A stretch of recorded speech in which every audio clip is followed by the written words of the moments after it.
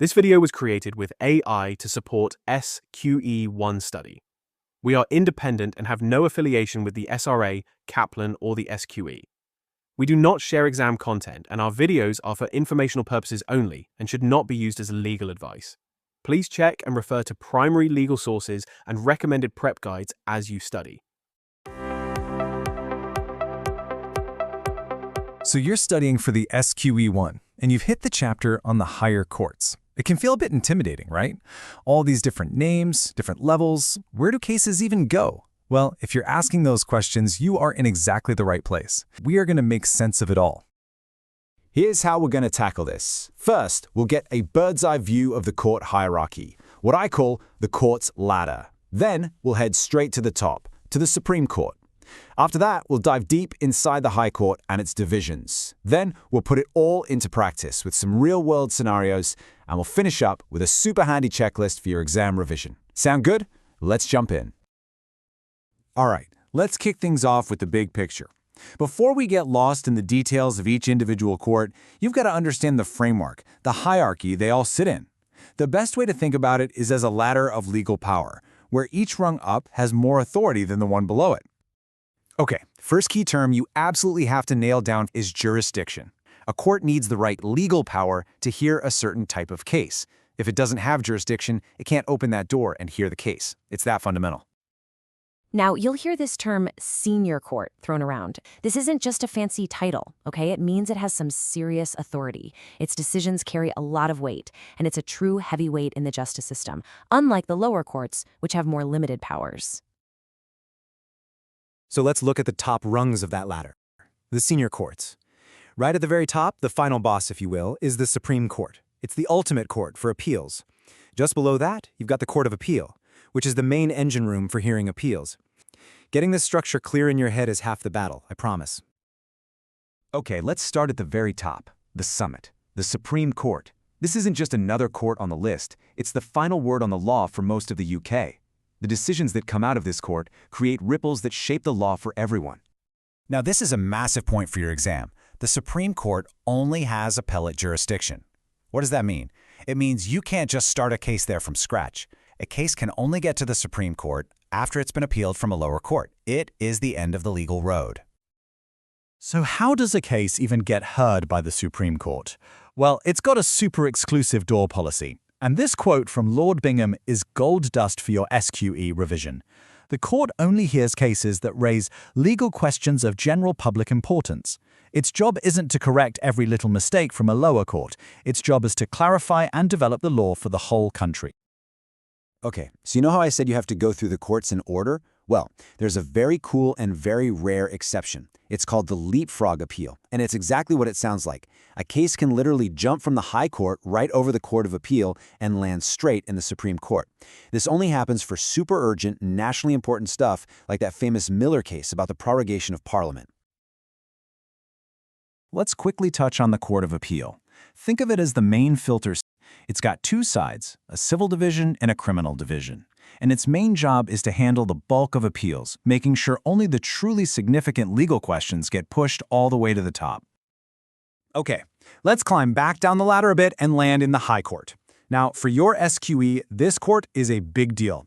It's where a lot of the really serious, high-value, and complex civil cases start out. But here's the thing, it's not just one big court. It's actually split into three very distinct specialized divisions. The three divisions of the High Court. You've got the King's Bench. That's your go-to for big money contract disputes and tort claims. You know, things like negligence or personal injury. Then there's the Chancery Division. Think of this as the business and property hub. Trusts, wills, intellectual property, company law, it all lives here. And finally, the Family Division, which handles the most complex, often international, family law cases. Okay, so here's a really practical question for your exam. How do you decide whether a case starts in the High Court or the lower county court? Well, a really good rule of thumb is the value. Generally, if a claim is over £100,000, it can start in the High Court. But it's not just about the money. The court also looks at how complex the case is and if it has some wider public importance. When you see a major criminal trial on the news, for a really serious crime like murder or a big robbery, which court is almost always the one you're seeing? Well, let's take a look at the official ladder to find out. Down at the bottom, you've got the Magistrates Court, handling the less serious stuff. But just one step up, that's our focus, the Crown Court. See its position? It's the main stage for serious criminal trials, sitting right above the Magistrates Court, but below the higher appeal courts, which are the Court of Appeal and the Supreme Court. That spot is absolutely key to understanding everything it does. The core difference you have to remember for the exam. In the Magistrates Court, you're talking less serious offences, and crucially, no jury. But the Crown Court? That's where you get the full trial by both a judge and a jury. This is saved for the most serious crimes, which are called indictable offences, and also for those either-way offences, which are called that because, well, they could be heard in either court. Now that we've kind of placed the Crown Court on the map, let's take a look under the hood. We're going to see what it actually does day to day. The easiest way to think about the Crown Court is to imagine it wears 3 different hats. First and foremost, it's a trial court. That's its main job. But it also acts as a sentencing court. And, this is an interesting one, it also has its own appeal function, hearing cases that are coming up from the Magistrates Court.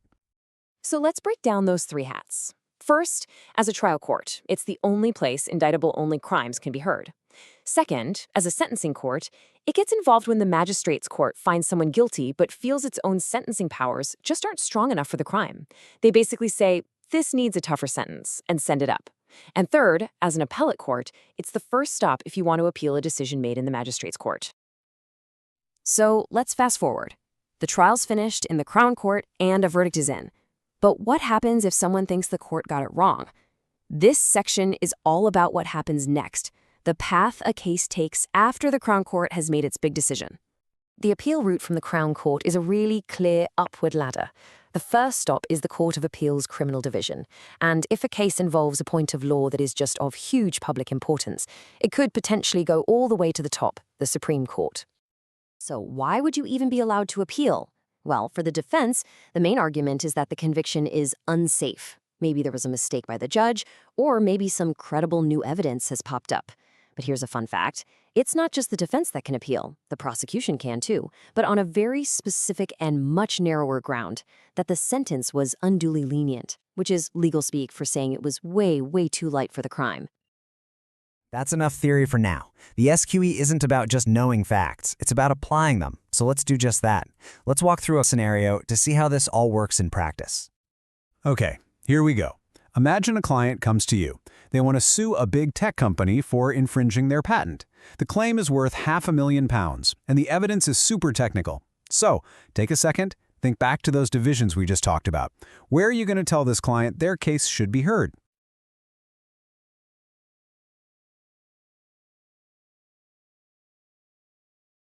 If you said the Chancery Division, you are absolutely correct. And why? Because Chancery is the specialist home for intellectual property law, and that includes patents. The high value and the technical complexity just seal the deal. This is a high court, Chancery Division case all the way. Next, a defendant is charged with robbery, which is an indictable-only offense. Which court is going to hear their trial?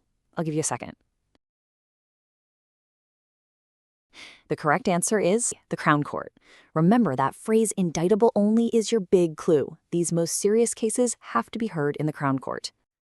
And next up, if a defendant is found guilty by a jury in the Crown Court, what is their first path of appeal? Take a look. The answer is to the Court of Appeal's Criminal Division with permission. This follows that clear upward appeal ladder we talked about just a minute ago. Wow, we have covered a lot of ground. So let's boil it all down into one final, simple checklist for your revision. Think of this as the if you remember nothing else, remember this slide.